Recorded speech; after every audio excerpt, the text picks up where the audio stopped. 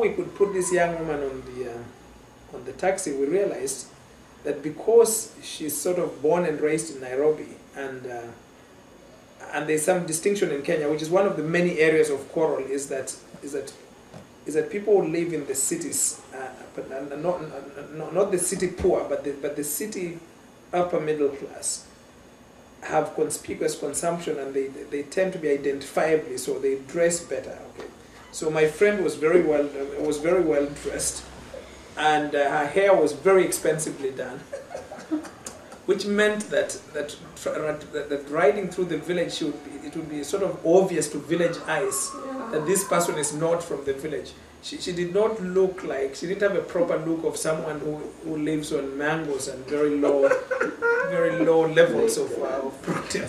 Okay. So basically she looked like an upper middle class young woman, which she was, born and raised in Lavington in Nairobi. So what we had to do, we quickly realized that there is no way that this bicycle taxi would get her to a matatu looking the way she looks. Okay, so we had to wrap her head in rags and also wrap her body in rags, because her clothes were very expensive. She didn't have any regular clothes. That everything about her looked a bit like money, unfortunately. And remember, really, in very serious sense, this was not an ethnic war, as the U.S. ambassador to Kenya stated in a number of articles that he wrote. That this was in many, many ways a much more complex rebellion. And my view of it is that it was mostly a class question, which is really what Jared Diamond captures in his book Collapse, where he argues that the best way to understand particularly urban crime is to think of urban crime as the lower class who do not have access to the basics of life, fighting to snatch some of what is not being properly distributed. So of course it was obvious to us that there's no way this young woman could actually ride successfully all the way to where they would find a vehicle at Akala that would take them to the airport if she looked like part of the class that the boys are angry about, the class that has denied the boys bread and employment and hope. Okay. So we wrapped her up in rags, which she was very uncomfortable with. Okay. But then of course I had to call her aside and say, listen, the alternative to the rags is your life. So she accepted this, and then sat on the little bicycle, and the strong young man drove her out towards Akala, where she was to catch a matatu. And of course, we're communicating with this young man by cell phone. Cell phones have become very useful for both negative and positive under these conditions. So okay, so they get there. So they wait for almost an hour, and finally a matatu comes, and the prices of the matatus had been jumped from. By a huge amount, more than 500%. Okay, the big jump in price. From about 80 shillings to go to Kisumu, it had jumped to more than 500 shillings.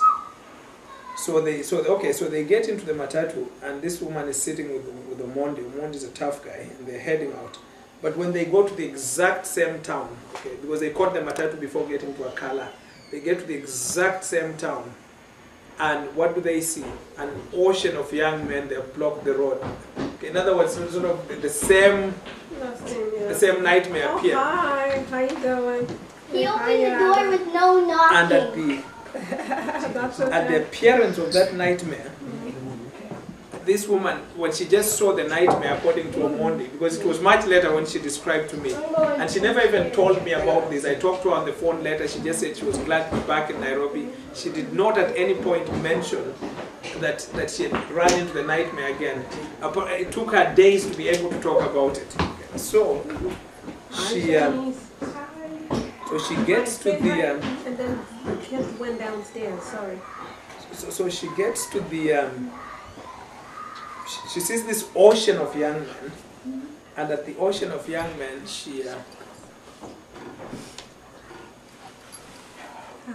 at this ocean of young men, she just bursts into tears, and they're still inside the matatu. So Mondi is supposed to calming her down and telling her, listen, please don't cry, and don't call any attention to yourself. Yeah. And they're all sort of praying that the matatu would be allowed to just pass by the boys. But the boys said no, they want everybody out.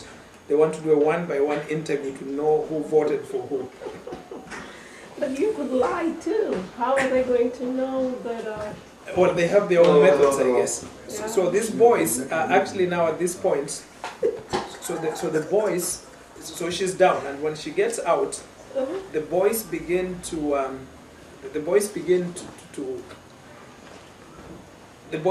interview person by person. When they get next to this woman, the woman just bursts into tears and begins to explain in Kiswahili that she's not part of this madness. She did not vote for anyone. And then now Mondi is trying to tell her not to speak in Swahili because you call attention to yourself if you're speaking in Swahili. The proper language in this sport is the law. Okay. So anyway, so one of the young men says no. Begins to call the other young men and says this is one of them. So at this point they had to give this young man 200 shillings to shut him up. So then he shut up, and the Matatu guys had finished their negotiation, and the vehicle was allowed to pay.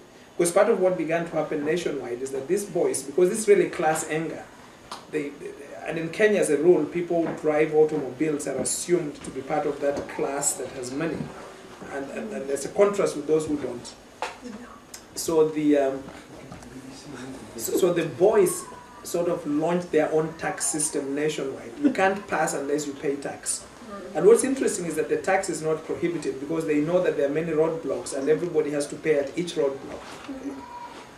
So these guys paid their money, the Matatu paid the money, and the Matatu left. So this is how this woman in rags leaves for the airport. But she was so traumatized that, number one, she couldn't even tell me this had happened. She just told me she's happy to be back in Nairobi.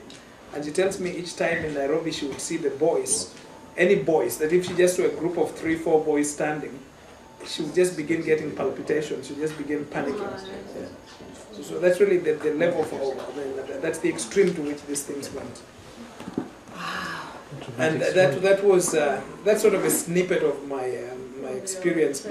Really my first time to come face to face with what happens to humans when situations fully dehumanize them and when hope disappears. Oh wow. Oh my God.